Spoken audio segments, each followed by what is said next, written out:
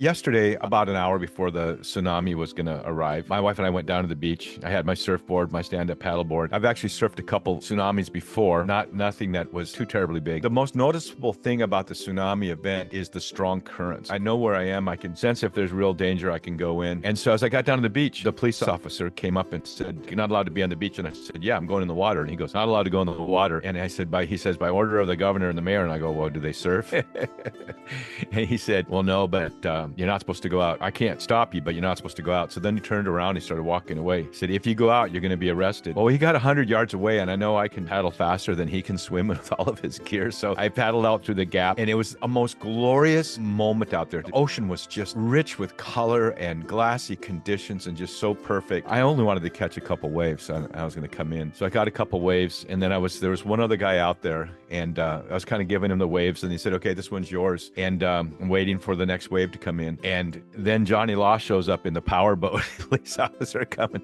real fast around the corner. Had a little bit of excitement yesterday. So I've also surfed a tidal bore at the Mascarette in France near Bordeaux, where about 6 waves a month go up. At the moment that the tide is going to switch from low to high, a tidal surge comes up the river. And so you get about 30 kilometers up this river, and suddenly it's a surge coming up the river. And so when you paddle out in that river, you're going to go downstream. The current, again, it's taking you downstream, and your job is to paddle against the current of the stream. And then eventually you hear this roar in this eighth of a mile single wave, which is really more just a surge of water, but it looks like the tsunami wave comes, and you can catch it and you can ride it. The whole point is that as Christians, we have to be aware of the undercurrents. We have to be aware of, and we have to be willing to swim upstream, because Christianity is always swimming upstream. That's our job, is to swim upstream and to be alert and to be aware in our lives. And I call it undercurrent on purpose. It's the demonic kingdom. Full episode link below. Please like and subscribe.